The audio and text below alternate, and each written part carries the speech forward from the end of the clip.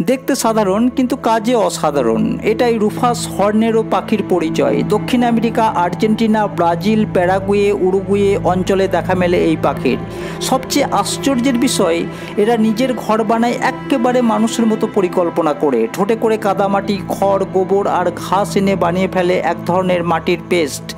তারপর সেই পেস্ট দিয়ে গড়ে তোলে গোল ওভেনের মতো শক্ত মাটির বাসা, যেটা বৃষ্টি ঝড় কিছুতেই ভাঙে না। এই ঘর বানানোর দক্ষতার জন্যই এদের নাম দেওয়া হয়েছে ওভেন বার্ড।